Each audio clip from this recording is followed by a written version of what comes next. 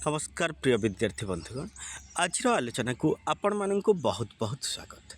प्रिय बंधुगण, आपण मानकर स्नेह श्रद्धा और भल पाइबारे ओडिया अध्ययन यूट्यूब चैनल निश्चित भाव में आग को आगे तेबे आशा करछि आपण माने आजिर भिडियो रे मध्य किछि नुआ शिखिबा को पाइबे। आमे देखंतु संस्कृति संपर्क रे अनेक आलोचना कर सारी। आज तृतीय एकक संस्कृति अध्ययनर इतिहास संपर्क रे जानिबा। तेबे जो रही संस्कृति अध्ययन ये इतिहासटी आमे आलोचना करिबा। तार मुख्य विषय होची संस्कृति अध्ययनर परिवेश, संस्कृति अध्ययनर इतिहास, संस्कृति अध्ययनर विभागीकरण, सांप्रतिक मतवाद और एक समाजतात्विक अनुशीलन। यही चारोटी कथावस्तु को मुख्यतः बेसी प्राधान्य दे आम आलोचना करिबार अछि। ताहले आसंतु वर्तमान प्रथमतः पठनर उद्देश्यटा को टिके जानि नेबा। देखंतु कौनसी एक विषय को भल भाव में बुझिबा पई तार इतिहास को जीवा दरकार। समाज तत्व और नृतत्व संस्कृति को विभिन्न परिप्रेक्षी विभिन्न भूमि रे विभिन्न पृष्ठभूमि रे आलोचना करी आसिछंती। सांप्रतिक परिस्थिति रे एक सुस्थ सबल प्रगतिवादी समाजवादी समाज प्रगतिवादी समाज गढ़िबा पई संस्कृति को आधारर गुरु भूमिका रही। सेही दृष्टि संस्कृति अध्ययन समाज विज्ञान एक विशेष विषय वस्तु अटे। बहु पुरा कालर मनुष्य संस्कृति प्रति जो विशेष रुचि रही आसी ताहा सबु बेले संस्कृति अध्ययन निमंते मार्गदर्शन कराए। अष्टादश शताब्दी एपर्यंत सांस्कृतिक अध्ययन समाज विज्ञान विषय वस्तु को सुदृढ़ करने संगे संगे व्यक्तिविशेष को समाज और संस्कृतिर ज्ञान सहित परिचय कराई थाए। एथिपाई संस्कृति अध्ययन विषय आम निहाती भाव में किसी ज्ञान आहरण करिवार अछि। तेबे एठारे मुख्य पॉइंट गुड़िक देखंतु समाज तत्व एवं नृतत्व। नृ कहले आम नरकैंद्रिक बा मानव समाज को बुझी थाउ। तेबे एठारे मोटामोटी क्यों कथा को कहा जाउछि ना मानव केंद्रिक संस्कृति को कहा जाउछि। एटा विभिन्न परिप्रेक्षी रे एवं विभिन्न पृष्ठभूमि रे आलोचना करा जाय थाए। तेबे गोटे सुस्थ सबल एवं प्रगतिवादी समाज को गढ़िबा पई एई सांस्कृतिक आधार बा संस्कृतिर भूमिकाटा निहाती भाव में जरूरी। से दृष्टि संस्कृति अध्ययनटा मध्य गोटे उन्नत उत्कृष्ट विषय वस्तु होइथिबारु आमे एहाकु आलोचना करिबा जरूरी अछि। तेबे एठारे आमे कोन कोन सब शिखि परिबा देखंतु संस्कृति अध्ययनर परिसर, इतिहास, सांप्रतिक मतवाद जोटा कि एक समाजतात्विक अनुशीलन से रूप में आमे जानि परिबा। तेबे आमे समस्ते जानिछे मनुष्य हेउछि गोटे सामाजिक प्राणी। तेणु मानव समाजर विकास अन्य जीव जगतर विकास ठारू भिन्न होइथाए। प्राणी जगत केवल प्रकृतिर नियम अनुसार परिचालित होउथिबा बेले मनुष्य प्रकृति और परंपरा उभयंक द्वारा परिचालित। এই पॉइंट टिके नोट करेंगे। मनुष्य हेउछि प्रकृति एवं परंपरा उभयकर द्वारा परिचालित एवं प्राणी जगत रे बा जीव जगत रे अन्य सबु जीव केवल प्रकृतिर नियम अनुसार से माने परिचालित। अर्थात सेमानंकर परंपरा को किछि नाही। वर्ष वर्ष धरी साइता परंपरार प्रभाव व्यक्ति समाज गढ़िबारे विशेष सहायक होइଥାଏ। एई परंपरा संस्कृतिर आधार अटे। प्रारंभरू विभिन्न प्रतीक माध्यम रे भाषा संस्कृतिर परिप्रकाश हो आसी। परवर्ती काल रे संस्कृतिर प्रसार धर्म धारणा साहित्य शिक्षा तथा विभिन्न नीति नियम माध्यम रे हेछि।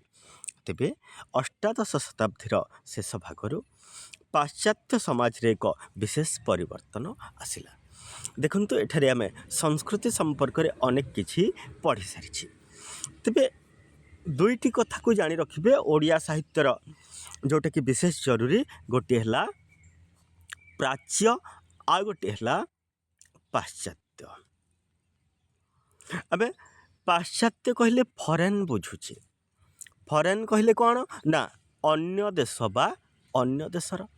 ତେବେ ପାଶ୍ଚାତ୍ୟକୁ ଆମେ ବୁଝିପାରିଲେ ପ୍ରାଚ୍ୟ ମାନେ କହିଲେ ନିଜ ଦେଶ ବା ନିଜ ଦେଶର। ତେବେ ଏଇଠାରେ ଯେଉଁ କୁହାଗଲା, କ'ଣ କୁହାଗଲା, ଅଷ୍ଟାଦଶ ଶତାବ୍ଦୀର ଶେଷ ଭାଗରୁ ପାଶ୍ଚାତ୍ୟ ସମାଜରେ ଏକ ବିଶେଷ ପରିବର୍ତ୍ତନ ଆସିଲା। ଅର୍ଥାତ୍ ଅଷ୍ଟାଦଶ ଶତାବ୍ଦୀ କହିଲେ 1701 ମସିହାରୁ ଆରମ୍ଭ ହେଲା ଅଷ୍ଟାଦଶ ଶତାବ୍ଦୀ। ସେଇ ଶେଷ ଭାଗରୁ ଅର୍ଥାତ୍ ପାଖାପାଖି 1800 ମସିହା ବେଳକୁ ଆମର ପାଶ୍ଚାତ୍ୟ ସମାଜରେ ପରିବର୍ତ୍ତନ ଘଟିଲା। ଅର୍ଥାତ୍ ଏଇ ଭୂଖଣ୍ଡରେ ପାଶ୍ଚାତ୍ୟମାନଙ୍କର ସଂସ୍କୃତି ସଭ୍ୟତାକୁ ନିଶ୍ଚିତ ଭାବରେ ଆପଣା ଯାଇଛି। କୃଷି ପ୍ରଧାନ ସମାଜ କ୍ରମଶଃ କୃଷିଭିତ୍ତିକ ସମାଜ ଆଡ଼କୁ, ଶିଳ୍ପଭିତ୍ତିକ ସମାଜ ଆଡ଼କୁ ଅଗ୍ରସର ହେଲା। ଆଗରୁ ଆମର ଭୂଖଣ୍ଡରେ କ'ଣ କରାଯାଉଥିଲା? କୃଷି କରାଯାଉଥିଲା, ଚାଷକୁ ପ୍ରଧାନ କରାଯାଉଥିଲା। ପରବର୍ତ୍ତୀ ପର୍ଯ୍ୟାୟରେ ଶିଳ୍ପଭିତ୍ତିକ ସେଇଟା ହେଇଗଲା। ନୂତନ ଯନ୍ତ୍ରପାତିର ଅଭ୍ୟୁଦୟ ଶିଳ୍ପଭିତ୍ତିକ ସମାଜ ଗଢ଼ିବାରେ ସହାୟକ ହେଲା। ବିଜ୍ଞାନର ପରିସର ବ୍ୟାପକ ହେବା ସହିତ ମନୁଷ୍ୟର ଜୀବନ ଧାରଣ ପ୍ରଣାଳୀ, ଚିନ୍ତାଧାରାରେ ମଧ୍ୟ ବ୍ୟାପକ ପରିବର୍ତ୍ତନ ଆସିଲା। ତେବେ ଊନବିଂଶ ଶତାବ୍ଦୀରେ ସମାଜର ବିଭିନ୍ନ ବିଭାଗକୁ ତନ୍ନ ତନ୍ନ କରି ବିଶ୍ଳେଷଣ କରିବାର ଉଦ୍ୟମ ଆରମ୍ଭ ହେଲା। ଅର୍ଥାତ୍ ଶିଳ୍ପର ଆରମ୍ଭ କେତେବେଳେ ହେଲା? ଶିଳ୍ପର ଆରମ୍ଭ ହେଲା ଅଷ୍ଟାଦଶ ଶତାବ୍ଦୀରେ ଏବଂ ଊନବିଂଶ ଶତାବ୍ଦୀରେ ସେଇ ଯେଉଁଟା ହେଲା ଊନବିଂଶ ଶତାବ୍ଦୀରେ ଶିଳ୍ପ ବିପ୍ଳବ ଆହୁରି ଉନ୍ନତରୁ ଉନ୍ନତତର ଆଡ଼କୁ ଗତି କରିବାର ଜଣାଗଲା। ତେବେ ସଂସ୍କୃତିକୁ କୌଣସି ଏକ ନିର୍ଦ୍ଦିଷ୍ଟ ପର୍ଯ୍ୟାୟରେ ନ ବାନ୍ଧି ବିଭିନ୍ନ ସମୟରେ ବିଭିନ୍ନ ପୃଷ୍ଠଭୂମିରେ ତାକୁ ଅଧ୍ୟୟନ କରିବାର ଆବଶ୍ୟକତା ଉପଲବ୍ଧ ହେଲା। ଯେପରିକି ସମାଜରେ, ପରିବର୍ତ୍ତିତ ସମାଜରେ ପୌର ସମାଜ ସଂସ୍କୃତି ଗ୍ରାମ୍ୟ ସମାଜ ସଂସ୍କୃତି ଠାରୁ ଭିନ୍ନ ବୋଲି ବୋଧ ହେଲା। ଆମେ ଯେମିତି ଗ୍ରାମାଞ୍ଚଳର ସଂସ୍କୃତି ସହରାଞ୍ଚଳର ସଂସ୍କୃତିକୁ ଭିନ୍ନ ବୋଲି କହୁଛେ, ସେହି ସମୟରେ ମଧ୍ୟ ସେହି ପ୍ରକାର ଭିନ୍ନତା ପରିଲକ୍ଷିତ ହେଲା। ସଂସ୍କୃତିର ପରିସର ଆହୁରି ବ୍ୟାପକ ହେଲା ଏବଂ ଏଥିପାଇଁ ନିର୍ଦ୍ଦିଷ୍ଟ ବିଷୟବସ୍ତୁ ଓ ପଦ୍ଧତିର ବିକାଶ କରାଗଲା। ତେବେ ଆମେ ବର୍ତ୍ତମାନ ସଂସ୍କୃତି ଅଧ୍ୟୟନର ପରିସର ସମ୍ପର୍କରେ ଆଲୋଚନା କରିବା। ମଣିଷ ସମାଜ, ସଭ୍ୟତା ଓ ସଂସ୍କୃତି ପରସ୍ପର ସହିତ ଓତପ୍ରୋତ ଜଡ଼ିତ। କିଏ କିଏ ଜଡ଼ିତ? ପ୍ରଥମ ଅଙ୍ଗ ହେଲା ମଣିଷ। ମଣିଷ ଠାରୁ କ'ଣ ହେଉଛି? ସଂସ୍କୃତିର ଆରମ୍ଭ ହେଉଛି। ତାପରେ ସେଇ ସଂସ୍କୃତିଟା ସମାଜରେ ରୂପାୟିତ ହେଉଛି। ସେଇଟାକୁ ପୁଣି ସଭ୍ୟତା ଓ ସଂସ୍କୃତିର ପରିସରକୁ ଅଣାଯାଉଛି। ଏହି ପରିପ୍ରେକ୍ଷୀରେ ମଣିଷ, ସମାଜ, ସଭ୍ୟତା ଓ ସଂସ୍କୃତି ଏମାନଙ୍କୁ ପରସ୍ପର ଓତପ୍ରୋତ ଭାବରେ ଜଡ଼ିତ ବୋଲି କୁହାଯାଇଥାଏ। ତେଣୁ ବିବର୍ତ୍ତିତ ଧାରାରେ ମନୁଷ୍ୟର ଚିନ୍ତାଧାରା ଓ ଦୃଷ୍ଟିଭଙ୍ଗୀରେ ଯେଉଁ ପରିବର୍ତ୍ତନ ଆସିଲା, ତାହା ସଂସ୍କୃତି ଅଧ୍ୟୟନକୁ ଆହୁରି ବୈଜ୍ଞାନିକ ଢଙ୍ଗରେ ଅନୁଶୀଳନ କରି ସାମାଜିକ ବୋଧ ପ୍ରତିଷ୍ଠା କଲା। ତେବେ ଜଣେ ସଂସ୍କୃତି ମତ ବିଶେଷଜ୍ଞଙ୍କର ମତାନୁସାରେ ପାହାଚ ପରେ ପାହାଚ ସଂସ୍କୃତି ଅଧ୍ୟୟନର ବିକାଶ ହେଲା। ମତ ଆସିଲା, ଜଣେ ସଂସ୍କୃତି ଗବେଷକ ସେ କ'ଣ କହିଲେ? ପାହାଚ ପରେ ପାହାଚ ଏଇଟା ସଂସ୍କୃତିର ବିକାଶ ହେଲା। ତେବେ କେମିତି? ଧୀରେ ଧୀରେ ଧୀରେ ଧୀରେ ବିକାଶ ହେଲା। ରେମଣ୍ଡ ପୁଣି ତାଙ୍କ ବକ୍ତବ୍ୟରେ କହନ୍ତି, ଆଉ ଜଣେ ସଂସ୍କୃତି ସମ୍ପର୍କରେ ଗବେଷଣା କରିଥିବାର ଗବେଷକ ରେମଣ୍ଡ ସିଏ କହିଲେ କ'ଣ, ସଂସ୍କୃତିକୁ ପରବର୍ତ୍ତୀ କାଳରେ ମନୁଷ୍ୟର ଜୀବନ ବଞ୍ଚିବାର ଶୈଳୀ ସହିତ ସମାନ କରାଯାଇଛି। ତାହେଲେ ସେ କହିଲେ କ'ଣ, ସଂସ୍କୃତିଟା ଆମକୁ ନିଜର ଜୀବନ ବଞ୍ଚିବାର ଶୈଳୀଟା ଶିଖେଇଛି। ତାଙ୍କର ମତରେ ଊନବିଂଶ ଶତାବ୍ଦୀର ଦ୍ୱିତୀୟ ଭାଗରେ ସାଂସ୍କୃତିକ ଅଧ୍ୟୟନ ଏକ ତୁଳନାତ୍ମକ ଗବେଷଣାର ବିଷୟବସ୍ତୁ ହେଲା ତଥା ଉଚ୍ଚ ନୀଚ କ୍ରମରେ ବିଭିନ୍ନ ସାମାଜିକ ଗୋଷ୍ଠୀ ମଧ୍ୟରେ ସାଂସ୍କୃତିକ ଅଧ୍ୟୟନ ସାମାଜିକ ସ୍ତରୀକରଣର ପରିପ୍ରକାଶ କରାଇଲା। ତେବେ ପ୍ରଭାବଶାଳୀ ଜାତି ନିଜକୁ ଉଚ୍ଚ ମାନ୍ୟତା ଦେବା ସଙ୍ଗେ ସଙ୍ଗେ ଅନ୍ୟମାନଙ୍କ ମଧ୍ୟରେ ହୀନମନ୍ୟତା ବୋଧ କରାଉଥିଲେ। ପ୍ରଭାବଶାଳୀ ଜାତି କହିଲେ କ'ଣ, ଯେଉଁମାନେ ଧନିକ ଶ୍ରେଣୀର ବ୍ୟକ୍ତି ସେମାନେ କ'ଣ କରୁଥିଲେ, ନିଜକୁ ଉଚ୍ଚର ମାନ୍ୟତା ଦେଇ ଅନ୍ୟମାନଙ୍କୁ ହୀନମାନ୍ୟତା ବା ନୀଚ ଦୃଷ୍ଟିରେ ଦେଖୁଥିଲେ। ଏହି ବାସ୍ତବତାକୁ ସଂସ୍କୃତିର ଅଧ୍ୟୟନ ମାଧ୍ୟମରେ ଆଲୋଚନାକୁ ଅଣାଯାଇପାରିଲା। ତେବେ ଧନୀ ଗରିବର ଉପରେ, ପୁରୁଷର ନାରୀ ଉପରେ, ମାଲିକର ଦାସ ଉପରେ ଚାଲିଥିବାର ପ୍ରଭୁତ୍ୱର ଐତିହାସିକ ତଥ୍ୟର ଆଧାରରେ ସାଂସ୍କୃତିକ ଅଧ୍ୟୟନ ପରିବର୍ତ୍ତିତ ସମାଜକୁ ଏକ ଭିନ୍ନ ଦୃଷ୍ଟିଭଙ୍ଗୀ ଦେବାରେ ସହାୟକ ହେଲା। ଆମର ଦୈନନ୍ଦିନ ଜୀବନରେ ଜିଜ୍ଞାସୁ ମନୁଷ୍ୟ, ଜିଜ୍ଞାସୁ କହିଲେ କ'ଣ, ଜାଣିବାକୁ ଇଚ୍ଛା କରୁଥିବାର ମନୁଷ୍ୟ ତାର ଗୋଷ୍ଠୀଗତ ଜୀବନର ପ୍ରତୀକ ସ୍ୱରୂପ ସଂସ୍କୃତିର ବିଭିନ୍ନ ଦିଗକୁ ଅବଲୋକନ କରିଆସିଛି। କାହିଁ କେଉଁ ପୁରାକାଳରୁ ସଂସ୍କୃତି ସାମାଜିକ ଜୀବନର ଏକ ଗୁରୁତ୍ୱପୂର୍ଣ୍ଣ ବିଭାଗ ରୂପେ ମନୁଷ୍ୟର ସୃଜନଶୀଳ ପରିପ୍ରକାଶ ମାଧ୍ୟମ ରହିଆସିଛି। ସାହିତ୍ୟ, ଦର୍ଶନ, କଳା ଏସବୁ ଗୁଣାତ୍ମକ ବିଚାରବୋଧ ମଧ୍ୟରେ ସଂସ୍କୃତି ହେଉଛି ମୁଖ୍ୟ ବିଷୟ। ତେବେ ବନ୍ଧୁଗଣ ଦେଖନ୍ତୁ, ଯେଉଁଟା ଆପଣମାନଙ୍କୁ ନିହାତି ଜାଣିବାର ଅଛି ସେଇଗୁଡ଼ିକ ପୁଙ୍ଖାନୁପୁଙ୍ଖ ଆଲୋଚନା କରୁଛି, ନହେଲେ ଏମିତି କେବଳ କହି ରଖୁଛି। ଆପଣମାନେ ବୁଝିବାକୁ ଚେଷ୍ଟା କରିବେ ଯେଉଁଟା ମୁଁ ବାରମ୍ବାର କହିବାରେ ଚେଷ୍ଟା କରୁଛି। ତେବେ ଶିକ୍ଷଣୀୟ ବିଷୟ ହିସାବରେ ପାଠ୍ୟପୁସ୍ତକରେ ସଂସ୍କୃତିର ସ୍ଥାନ ବେଶୀ ପ୍ରାଚୀନ ନୁହେଁ। ସାଂସ୍କୃତିକ ଅଧ୍ୟୟନ ସଂସ୍କୃତିକୁ ଏକ ସ୍ଥିର ଅପରିବର୍ତ୍ତନୀୟ ପ୍ରକ୍ରିୟା ନ ଭାବି ଏହାକୁ ଏକ ଚଳତମାନ ଜୀବନ୍ତ ତଥା ସଂରଚନଶୀଳ ପ୍ରକ୍ରିୟା ରୂପେ ପ୍ରତିପାଦିତ କରେ। ବିଂଶ ଶତାବ୍ଦୀର ମଧ୍ୟଭାଗରେ ବ୍ରିଟିଶ ମାର୍କଲିଷ୍ଟ ଅଧ୍ୟାପନାରେ ସର୍ବପ୍ରଥମେ ସଂସ୍କୃତି ଅଧ୍ୟାପନା ଏକ ବିଷୟ ରୂପେ ଅନ୍ତର୍ଭୁକ୍ତ ହୋଇଥାଏ। ପଠନୀୟ କାଳରେ ବିଶ୍ୱର ବିଭିନ୍ନ କୋଣରେ ବିଭିନ୍ନ ଶୈକ୍ଷିକ ବିଷୟ ବିଭାଗରେ ଏହା ଗୁରୁତ୍ୱପୂର୍ଣ୍ଣ ପଠନୀୟ ଭାବରେ ଆଦୃତି ଲାଭ କରିଛି। ତେବେ କାଳକ୍ରମେ ସଂସ୍କୃତି ଅଧ୍ୟୟନ ସମାଜତାତ୍ତ୍ୱିକ ଓ ନୃତାତ୍ତ୍ୱିକ ଅଧ୍ୟାପନା ପାଠ୍ୟକ୍ରମର ମୁଖ୍ୟ ବିଷୟ ହୋଇଯାଇଛି। ଦେଖନ୍ତୁ, ସମାଜତାତ୍ତ୍ୱିକ ହେଲା ସମାଜର ତତ୍ତ୍ୱ ଏବଂ ନୃତାତ୍ତ୍ୱିକ ମାନେ ହେଲା ନରତାତ୍ତ୍ୱିକ। ଉଦାରୀକରଣ ଓ ଜଗତୀକରଣ ଜଗତରେ ସମାଜରେ ସଂସ୍କୃତି ଅଧ୍ୟୟନକୁ ମାର୍କ୍ସବାଦ ଓ ନାରୀବାଦ ପରିପ୍ରେକ୍ଷୀରେ ବିଶେଷ ରୂପେ ଆଲୋଚିତ କରାଯାଇଛି।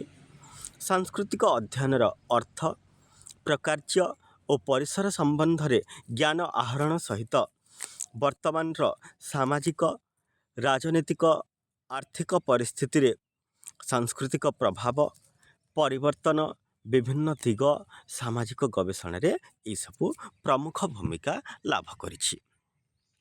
ବିଶେଷ କରି ନୂତନ ଉଦାରବାଦ ଯୁଗର ଉତ୍ଥାନରେ ପ୍ରାଚ୍ୟ ଓ ପାଶ୍ଚାତ୍ୟ ସମାଜର ପାଠ୍ୟକ୍ରମରେ ସଂସ୍କୃତି ଅଧ୍ୟୟନ ପ୍ରତି ଆଗ୍ରହ ବଢ଼ିଛି ଏବଂ ଏକ ଅଞ୍ଚଳର ସଂସ୍କୃତି ତା'ର ସୀମାରେଖାରେ ହିଁ ଆଉ ସୀମିତ ନାହିଁ। ଆଗରୁ କ'ଣ ହେଉଥିଲା, କୌଣସି ପ୍ରକାର ପ୍ରଚାର ପ୍ରସାରର ସୁବିଧା ହେଉନଥିଲା।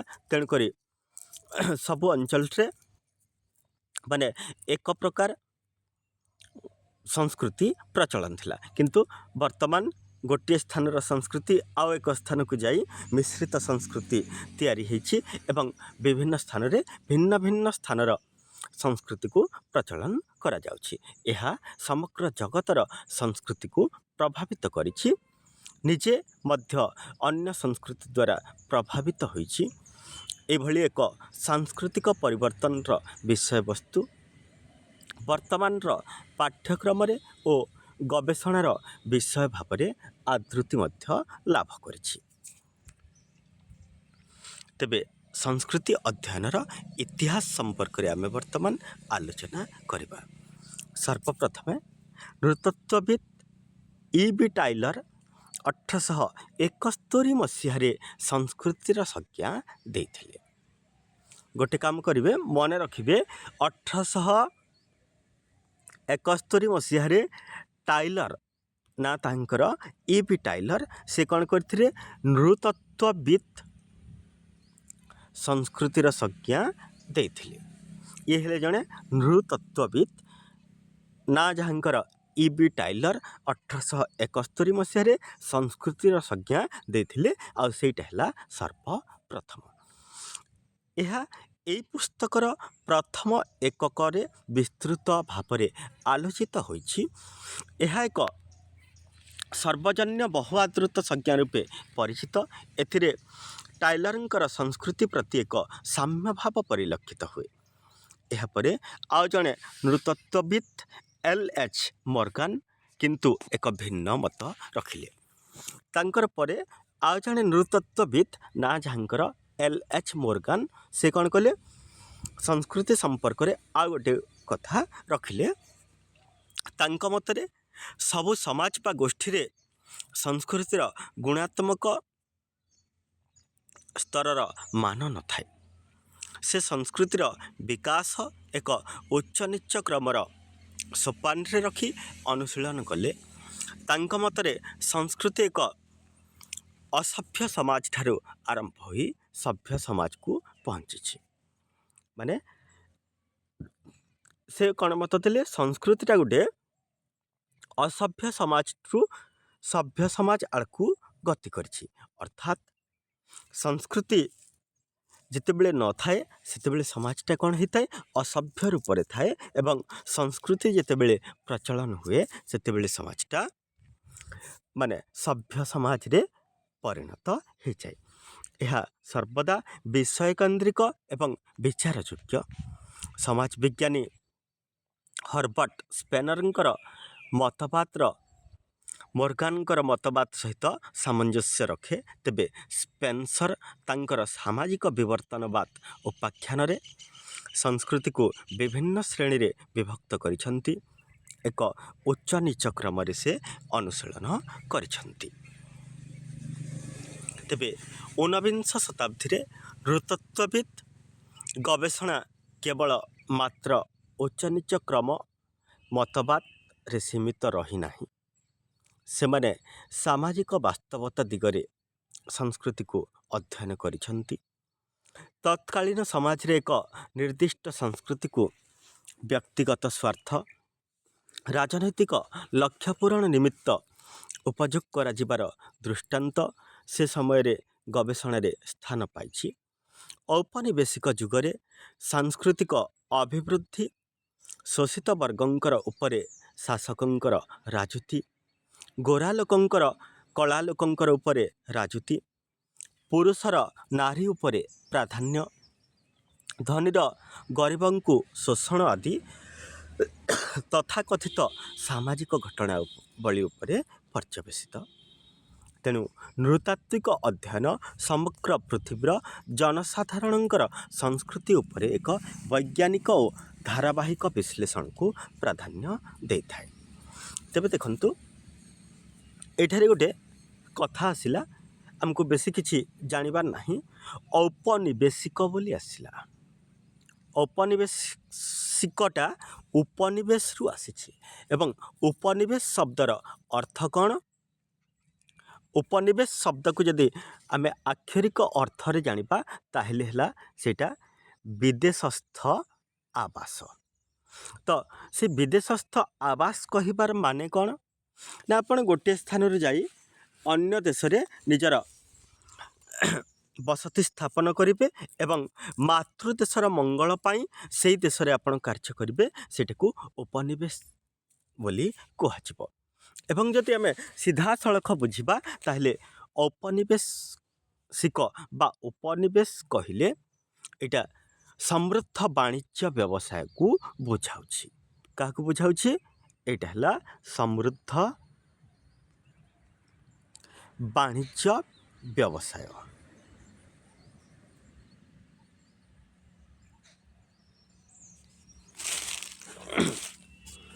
ତେବେ ତାପରେ ବର୍ତ୍ତମାନ ଆଲୋଚନା କରିବା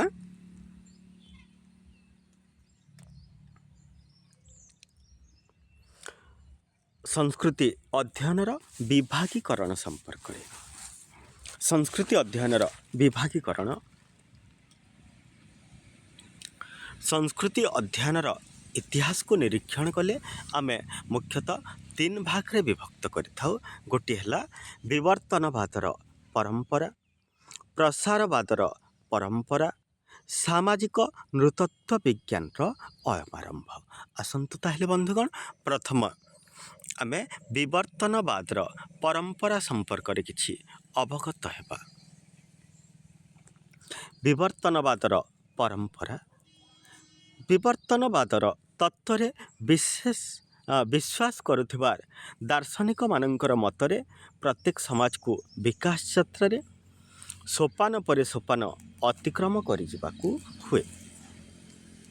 ଚାର୍ଲ୍ସ ୱାର୍ଡିନ୍ଙ୍କର ବିବର୍ତ୍ତନ ତତ୍ତ୍ୱ ଅନୁସାରେ ଯେପରି ପ୍ରତ୍ୟେକ ଜୀବର ବିକାଶ କ୍ରମ ଅନୁସାରେ ହୁଏ, ସେହିପରି ଭାବରେ ସାମାଜିକ ବିକାଶ, ଯାହା ମଧ୍ୟରେ ସାଂସ୍କୃତିକ ବିକାଶ ମଧ୍ୟ ଅନ୍ତର୍ଭୁକ୍ତ, ସେଇଟା ମଧ୍ୟ କ୍ରମ ଅନୁସାରେ ହୋଇଥାଏ। ତେବେ ଏଇଠାରେ ସିଧାସଳଖ ଗୋଟିଏ କଥା ନୋଟ୍ କରିବା ଯେ ଆମର ଚାର୍ଲ୍ସ ୱାର୍ଡିନ୍ କ'ଣ କହିଲେ? ସେ କହିଲେ ଯେ ସାମାଜିକ ବିକାଶ କ'ଣ ହୁଏ? କ୍ରମ ଅନୁସାରେ ହୁଏ ଏବଂ ସେଇଟା ବର୍ଦ୍ଧିତ ଓ ବିକଶିତ ଅଟେ। ତାପରେ ହର୍ବର୍ଟ ସ୍ପେନ୍ସର କହିଲେ ତାଙ୍କର ସାମାଜିକ ବିବର୍ତ୍ତନ ତତ୍ତ୍ୱରେ ବ୍ୟକ୍ତିର ସଂଗ୍ରାମୀ ଭାବନାକୁ ସମାଜ ବିକାଶ କ୍ଷେତ୍ରରେ ପ୍ରୟୋଗ କରୁଥିଲେ। ଏଠାରେ ଟିକେ ପରିବର୍ତ୍ତନର ରୂପ ଆସିଲା ଯେ ସମାଜର ବିକାଶରେ ସେ ପ୍ରୟୋଗ କରିଛନ୍ତି। କ'ଣ ପ୍ରୟୋଗ କରିଛନ୍ତି? ଦେଖନ୍ତୁ, ସମାଜର ବିକାଶ କ୍ଷେତ୍ରରେ ମାନେ ବ୍ୟକ୍ତିର ବ୍ୟକ୍ତିଗତ ଭାବନାକୁ ସେ ସଂଗ୍ରାମୀ ଭାବନାକୁ ସେ ସାମିଲ କରିଛନ୍ତି। ତେବେ ତାଙ୍କର ମତରେ ବିକାଶ ସାପେକ୍ଷିକ ରୂପରେ ଅସୀମିତ, ଅସମ୍ବନ୍ଧିତ, ସମରୂପତାରୁ ନିଶ୍ଚିତ, ସମ୍ବନ୍ଧିତ ଏବଂ ବିଷମରୂପତା ଆଡ଼କୁ ଗତି କରେ। ତେବେ ଜେମ୍ସ ଜର୍ଜ ଫ୍ରେଜର ତାଙ୍କର ରଚିତ ପୁସ୍ତକ ଦି ଗୋଲ୍ଡେନ୍ ବପ୍ 1890ରେ ମାନବୀୟ ବିଚାରଧାରାର କ୍ରମ ବିକାଶ ଉପରେ ସେ ଆଲୋକପାତ କରିଛନ୍ତି ଏବଂ ତାଙ୍କର ମତରେ, କାହାଙ୍କର ମତରେ?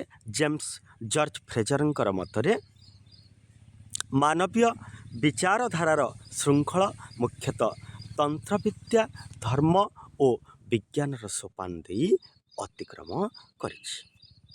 ତେବେ ସର୍ବପ୍ରଥମେ ତନ୍ତ୍ରବିଦ୍ୟା ଦ୍ୱାରା ସମାଜ କବଳିତ ଥିଲା। ଯେହେତୁ ପ୍ରକୃତି ଓ ସମାଜ ଉପରେ ଜ୍ଞାନର ଅଭାବ ଥିଲା, ଆମେ ସମସ୍ତେ ଏଇ କଥାକୁ ଦୃଢ଼ ସମର୍ଥନ କରିବା ଯେ ପୂର୍ବରୁ ଜ୍ଞାନର ଅଭାବ ନିଶ୍ଚିତ ଭାବରେ ଥିଲା। ତେବେ ଏହାର ସୁଯୋଗ ନେଇ କିଛି ବ୍ୟକ୍ତି ତନ୍ତ୍ରବିଦ୍ୟା ମାଧ୍ୟମରେ ତାଙ୍କର ପ୍ରଭାବକୁ ବିସ୍ତାର କରୁଥିଲେ, କିନ୍ତୁ ଏହା କାଳକ୍ରମେ ଏକ ଅବାସ୍ତବ କାଳ୍ପନିକ ଭ୍ରମ ବୋଲି ଲୋକେ ବିବେଚନା କଲେ। ଅତି ଭୌତିକ ଶକ୍ତି ଉପରେ ଲୋକଙ୍କର ବିଶ୍ୱାସ, ଧର୍ମ ଏବଂ ଆଧ୍ୟାତ୍ମିକତାର ମାର୍ଗ ଉନ୍ମୁକ୍ତ କଲା। ଲୋକଙ୍କର ବିଶ୍ୱାସ, ବୋଧଶକ୍ତିକୁ ଆଧାର କରି ଧର୍ମର କ୍ରମ ବିକାଶ ବିଭିନ୍ନ ପର୍ଯ୍ୟାୟ, ବିଭିନ୍ନ ରୂପରେ ପରିପ୍ରକାଶ କଲା। କିନ୍ତୁ ଫ୍ରେଜରଙ୍କର ମତରେ ଏହି ଧର୍ମୀୟ ଭାବନା ମଧ୍ୟ ଏକ ଅବାସ୍ତବ ଓ କାଳ୍ପନିକ ଭ୍ରମ ବୋଲି ଲୋକ ଚିନ୍ତା କରିବାକୁ ଲାଗିଲେ। ବୈଜ୍ଞାନିକ ଚିନ୍ତାଧାରାର ଅଭ୍ୟୁଦୟ ପରବର୍ତ୍ତୀ ସମାଜର କ୍ରମ ବିକାଶରେ ବିଶେଷ ଅବଦାନ ଥିଲା। ତେଣୁ ବିଜ୍ଞାନର ସୋପାନ ସମାଜର ଶେଷ ଓ ସର୍ବୋତ୍ତମ ସୋପାନ ବୋଲି ବିବେଚନା କରାଗଲା। ଦେଖନ୍ତୁ ସମାଜରେ ତାପରେ କ'ଣ ହେଲା, ବିଜ୍ଞାନକୁ ଗୁରୁତ୍ୱ ଦିଆଗଲା।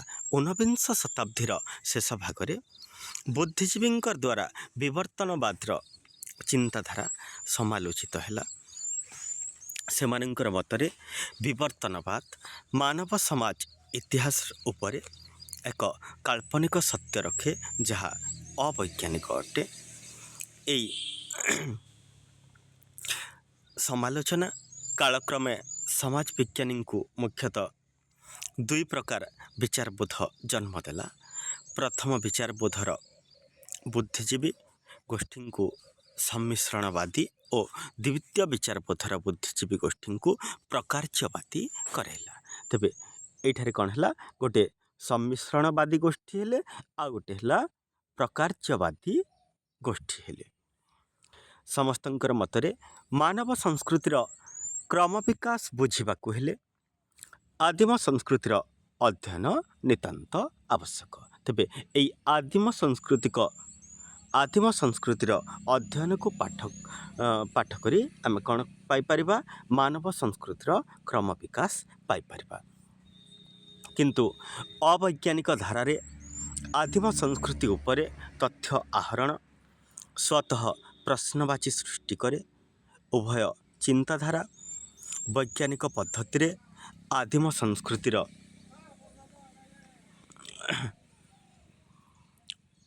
ଅଧ୍ୟୟନକୁ ଗୁରୁତ୍ୱ ଦେବା ସଙ୍ଗେ ସଙ୍ଗେ ସଂଗୃହୀତ ତଥ୍ୟ ସମୂହକୁ ନିଜସ୍ୱ ତାତ୍ତ୍ୱିକ ଢଙ୍ଗରେ ପର୍ଯ୍ୟାଲୋଚନା କରିବାର ଆଗ୍ରହ ମାନବ ସଂସ୍କୃତିକୁ ବୁଝିବାରେ ବିଶେଷ ସହାୟକ ହୁଏ।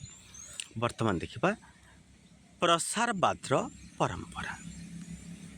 ବିଭିନ୍ନ ଗୋଷ୍ଠୀ ମଧ୍ୟରେ ସାଂସ୍କୃତିକ ଆଦାନ ପ୍ରଦାନ ହେତୁ ସଂସ୍କୃତି ଅଧ୍ୟୟନର କ୍ଷେତ୍ରକୁ ପ୍ରସାରବାଦ ପରମ୍ପରା ଆରମ୍ଭ ହେଲା।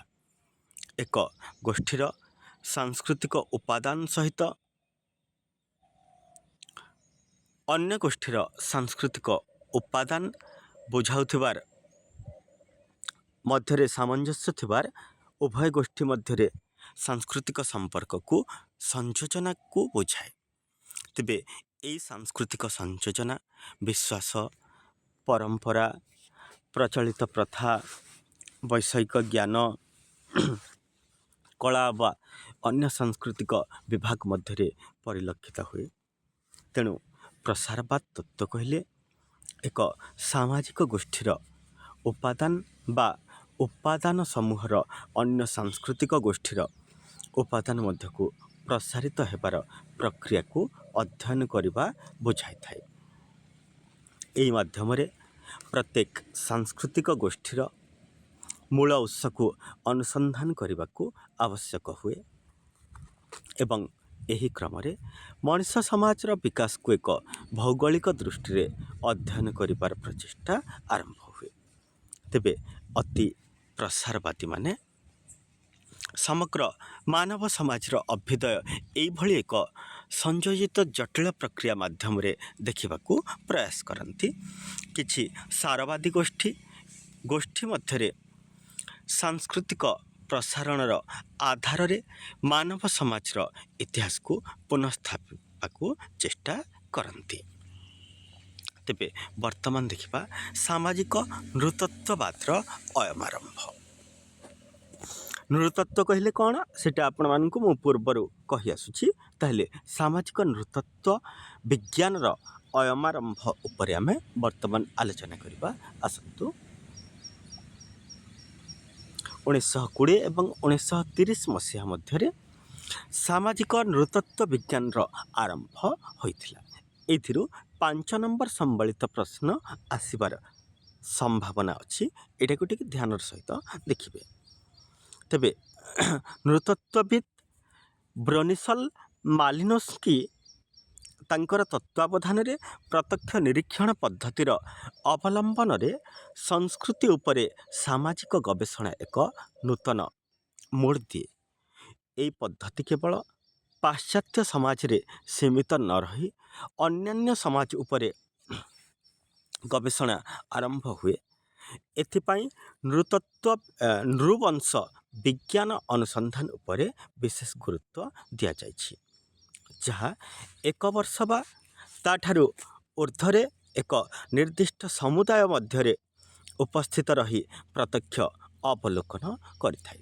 ତେବେ ନିରୀକ୍ଷଣ ମାଧ୍ୟମରେ ସେହି ସମାଜର ସଂସ୍କୃତିକୁ ଅତି ନିକଟରୁ ଅନୁଧ୍ୟାନ କରିବାକୁ ବୁଝାଏ। ଏହାକୁ କ୍ଷେତ୍ରୀୟ ଅଧ୍ୟୟନ କୁହାଯାଏ ବା ଆମେ ଯାହାକୁ ଫିଲ୍ଡ ଭିଜିଟ୍ କହୁଛେ, ଫିଲ୍ଡ ୱାର୍କ ରିସର୍ଚ୍ଚ ବୋଲି କହୁଛେ, ତାକୁ ଆମେ ଏହି କ୍ଷେତ୍ରରେ କ୍ଷେତ୍ରୀୟ ଅଧ୍ୟୟନ କହିପାରିବା।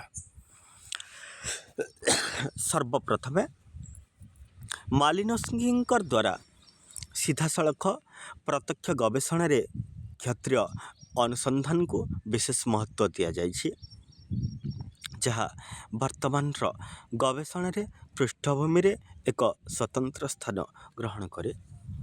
ମାଲିନୋସ୍କିଙ୍କର ମତରେ